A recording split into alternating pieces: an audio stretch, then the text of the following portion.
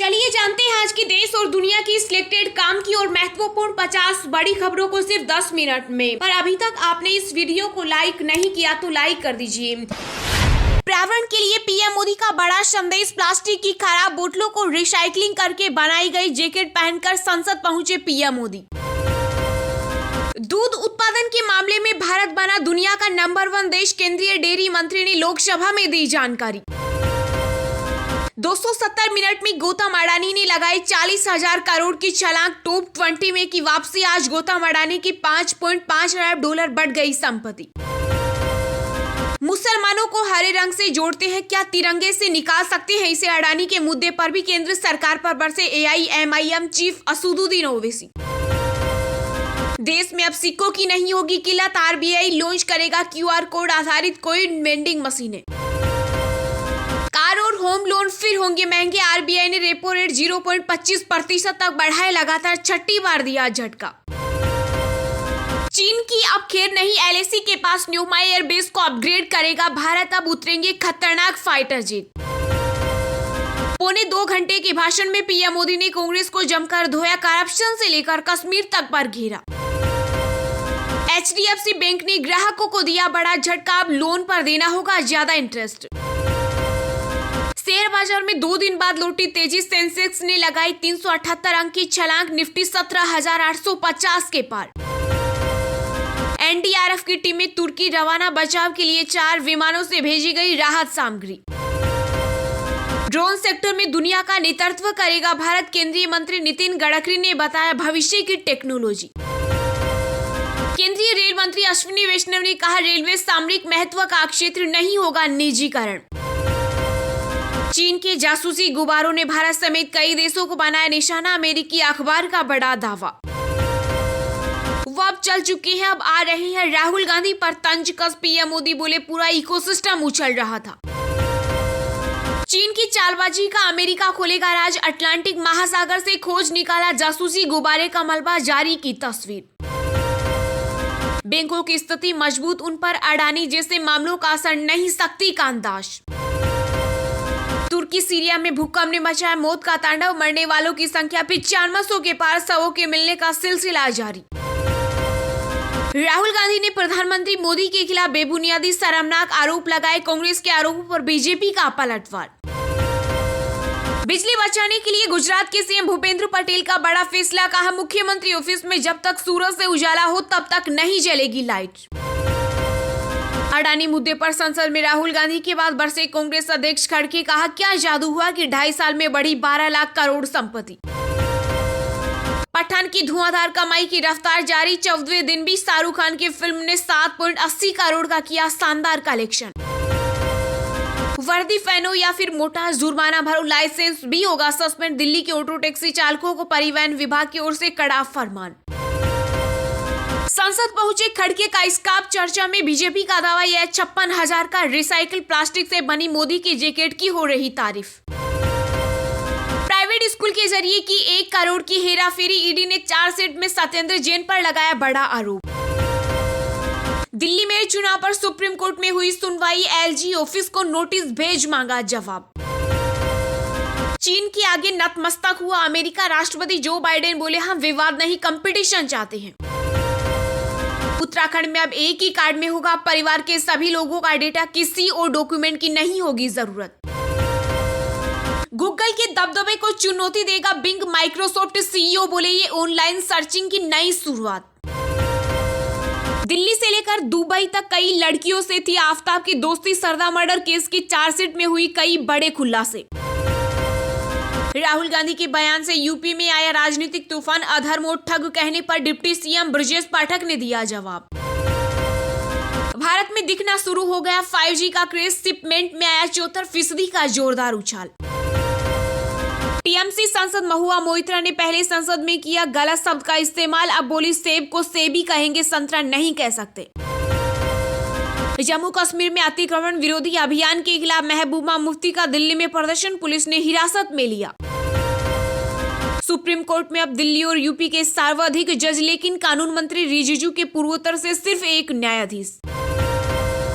लोकसभा चुनाव 2022 से पहले यूपी में बीजेपी संगठन में करेगी फेरबदल, भाजपा का पिछड़ों पर फोकस। संयुक्त राष्ट्र में पाकिस्तान ने फिर अलापा कश्मीर आग, भारत ने कहा वास्तविकता स्वीकार करे पड़ोसी मुल्क। हमारी सरकार कैसे शक्तिहीन हो गई, शराब की दुकानों पर मध्य प्रदेश की पूर्व सीएम उमा भारती के तीखे सवाल। राहुल गांधी पर मध्य प्रदेश के सीएम शिवराज सिंह ने बोला करारा हमला, कहा मुझे उनकी मानसिक आयु पर हमेशा से शक। उत्तर प्रदेश में नहीं बढ़ेगा सरकारी बसों का किराया, परिवहन मंत्री दयाशंकर सिंह ने किया ऐलान।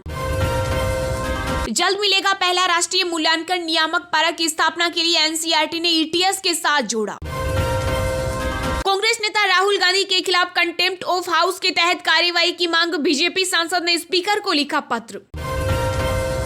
तेलंगाना के सीएम चंद्रशेखर राव ने मोदी सरकार पर बोला हमला, कहा केंद्र सरकार ने फाइजर वैक्सीन को भारत आने से रोका। 25 फरवरी को आयोजित होगा डीयू का दीक्षांत समारोह, राष्ट्रपति द्रौपदी मुर्मू होंगी मुख्य अतिथि।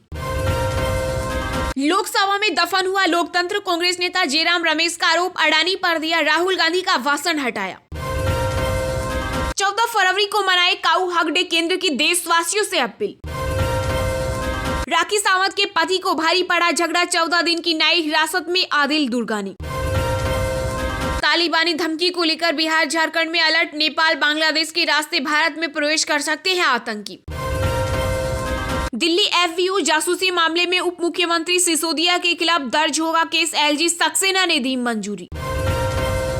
केंद्र सरकार ने कर्नाटक के यदुरपी यथिराज मठ के पीठाधीश्वर को वाइल्ड कैटेगरी की सुरक्षा दी। औरंगाबाद में आदित्य ठाकरे के काफिले पर पथराव, अंबादास दानवे ने शिंदे गुट पर लगाया आरोप। राहुल गांधी के बयान पर बीजेपी का पलटवार, लोकसभा में रविशंकर प्रसाद ने गिनाए कांग्रेस के घोटाले। मेघालय विधानसभा चुनाव में 60 मौजूदा विधायकों समेत 379 उम्मीदवारों ने किया नॉमिनेशन, दक्षिण तुरा सीट से चुनाव लड़ेंगे सीएम कोनरेड संगमा। संघ प्रमुख मोहन भागवत को आईएसआई और कट्टरपंथियों से खतरा, दौरे से पहले भागलपुर में अलर्ट। तुर्की सीरिया में आए विनाशकारी भूकंप में मदद की नहीं चले थे मुसीबत बढ़ाने, तुर्की ने पाकिस्तान को लताड़ा, कहा अभी मत आना हम बिजी हैं। महाराष्ट्र कर्नाटक सीमा विवाद में सुप्रीम कोर्ट की जस्टिस बीवी नागरत्ना ने सुनवाई से खुद को किया अलग।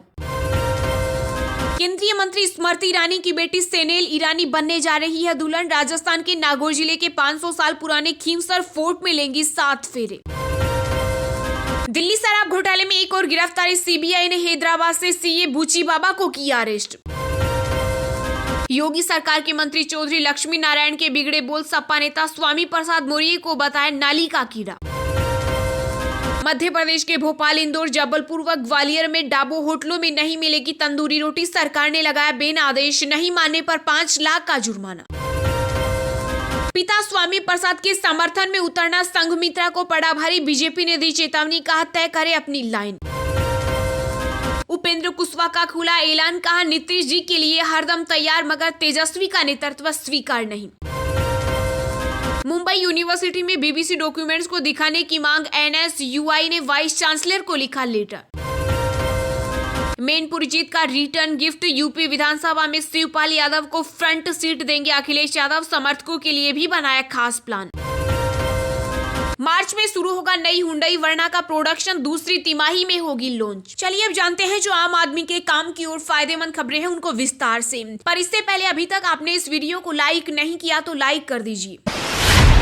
देश में अब सिक्कों की नहीं होगी किल्लत, आरबीआई लॉन्च करेगा क्यूआर कोड आधारित कॉइन वेंडिंग मशीनें। जी हां, देश में सिक्कों की किल्लत को दूर करने के लिए भारतीय रिजर्व बैंक ने एक अहम ऐलान किया है। आरबीआई 12 शहरों में QR code coin vending machine के लिए पायलट प्रोजेक्ट शुरू करने जा रहा है। कोई भी व्यक्ति एक क्यूआर कोड स्कैन कर और यूपीआई से पेमेंट कर कॉइन वेंडिंग मशीन से सिक्के निकाल सकेगा। रिजर्व बैंक के गवर्नर शक्तिकांत दास ने नई मौद्रिक नीति का ऐलान करते हुए कहा कि जल्द ही आरबीआई इसके लिए पायलट प्रोजेक्ट की शुरुआत करेगा। करेगा। उन्होंने बताया कि अगर यह पायलट सफल रहा तो बैंकों को इस तरह की मशीनें लगाने के लिए प्रोत्साहित किया जाएगा। QR कोड आधारित कॉइन वेंडिंग मशीन 12 शहरों में शुरू की जाएगी। शक्तिकांत दास ने नवीनतम भारतीय रिजर्व बैंक की MPC की बैठक में बताया कि जल्द ही 12 शहरों में QR कोड आधारित सिक्का वेंडिंग मशीनें होंगी। RBI ने कहा कि इससे सिक्कों की पहुंच में आसानी होगी। मशीनों का उपयोग करके सिक्कों का वितरण होगा। कॉइन वेंडिंग मशीनें स्वचालित मशीनें हैं जो बैंक करेंसी नोटों के बदले सिक्के बांटती हैं।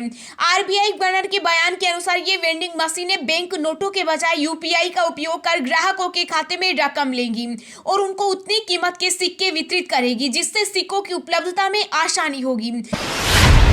महंगाई पर फिर चला RBI का चाबुक। रेपो रेट में एक और वृद्धि, महंगी हुई होम और कार लोन की EMI। जी हां, RBI ने अपनी नई मौद्रिक नीति का ऐलान कर दिया है। MPC ने अपनी बैठक में एक बार फिर अपनी दरों को बढ़ाने का फैसला किया है। रेपो रेट में 25 आधार अंकों की बढ़ोतरी की गई है। RBI के गवर्नर शक्तिकांत दास ने बढ़ी दरों का ऐलान किया है। दिसंबर की मौद्रिक नीति समीक्षा में केंद्रीय बैंक ने प्रमुख बेंचमार्क ब्याज दर में 35 आधार अंकों की वृद्धि की थी। आपको बता दें कि पिछले साल मई से रिजर्व बैंक ने मुद्रास्फीति को नियंत्रित करने के लिए अल्पकालिक उधार दर में 225 आधार अंकों की वृद्धि की है। भारत की खुदरा मुद्रास्फीति दिसंबर 2022 में गिरकर 5.72% हो गई, लेकिन अभी यह RBI के वांछित स्तर से ऊपर है। इसी प्रवृत्ति को ध्यान में रखते हुए महंगाई को काबू करने के लिए ब्याज दरों को बढ़ाने का फैसला किया है। रिजर्व बैंक के गवर्नर शक्तिकांत दास ने उम्मीद जताई है कि शायद यह रेपो दरों में आखिरी बढ़ोतरी हो। उन्होंने कहा कि हम उम्मीद करते हैं कि अगले महीने में ब्याज दरों में बढ़ोतरी रुक जाएगी।